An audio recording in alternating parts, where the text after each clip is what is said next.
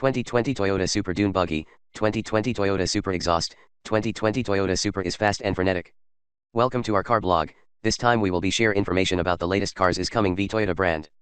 The title of the article we take is 2020 Toyota Supra Dune Buggy, 2020 Toyota Supra Exhaust, 2020 Toyota Supra is fast and frenetic. We will be try discuss details about this car, ranging from reviews, concept, redesign, rumors, exterior, interior, specs, changes, engine, colors, pictures, release date and also prices. Congratulations to read and we hope you enjoy it and then we'll come back again here.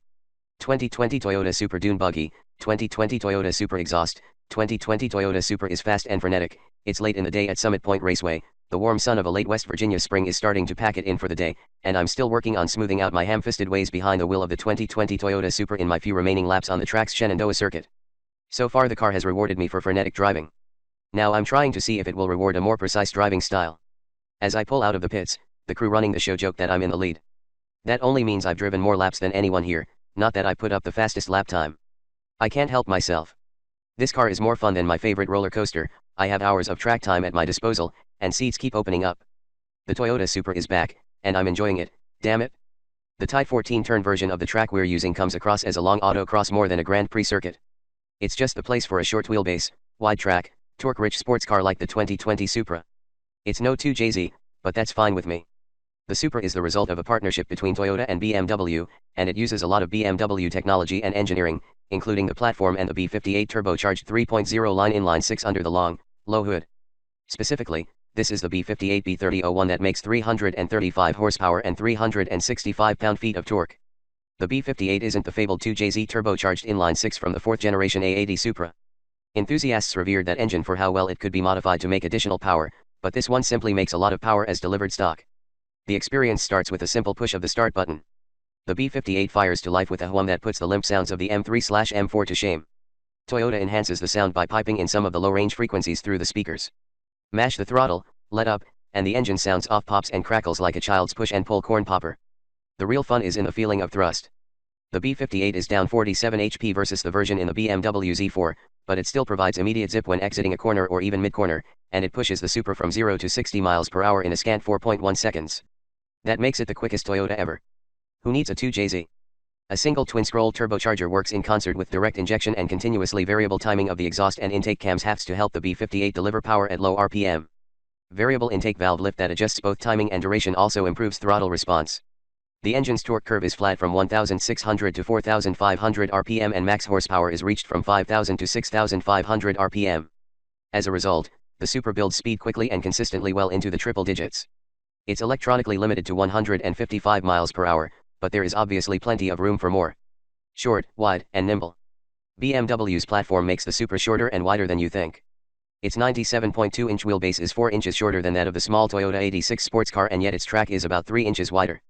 It also boasts a perfect 50/50 front/rear weight distribution and a center of gravity that's lower than the 86, a car known for sitting low thanks in part to a horizontally opposed 4-cylinder engine.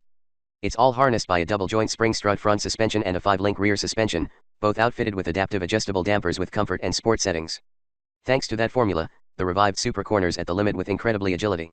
It's easy to adjust mid-corner, especially in sport, but tail-happy when provoked by bad driving habits like braking while turning, yanking the wheel too quickly upon turn-in, or even lifting off the throttle too suddenly mid-corner. It's a blast to play with the Supra in a turn, adjusting its angle of attack by feathering the throttle and brake. Ease into the throttle and the Supra squats in the rear, its nose rises slightly, and it tracks well through the turn. Build too much speed, though, and it starts to push. That's when it's time for the brake, which has to be treated like a Fabergé. Hit it too hard and the rear end will try to swap places with the front, though that can be corrected with a dab of opposite angle steering. Thus far, I've relied on years of track experience and the car's stability control to fine-tune the Supra's attitude in the tight corners. Turns 6 through 9, all left-handers that are best driven as one long arc, have been especially challenging. Turn 9 resolves a quadruple apex into a downhill run that tends to send the rear 275/35 R19 Michelin Pilot Super Sports into a slide toward the front 255/35 R19s.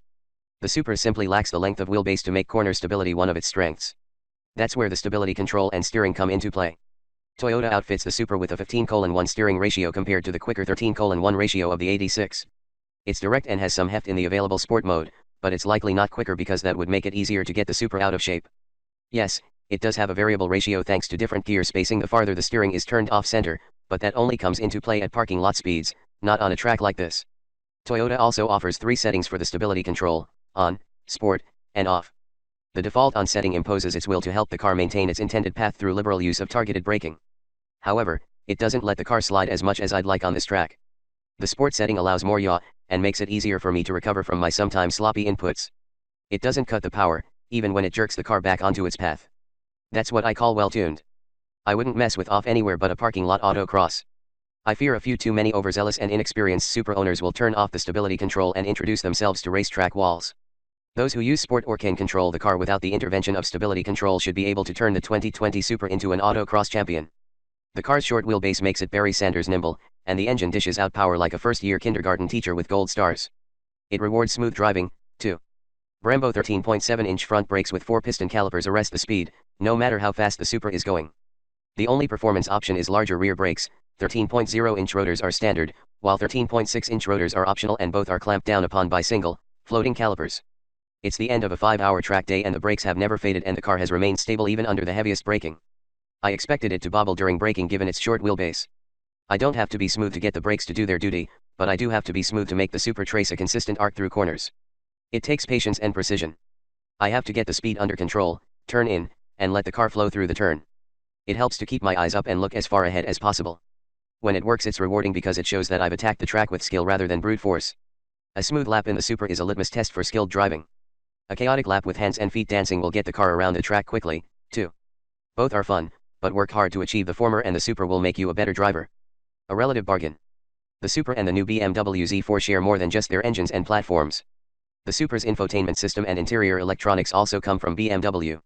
From the cockpit, the Supra feels like a BMW thanks to the familiar iDrive type rotary controller and digital dashboard.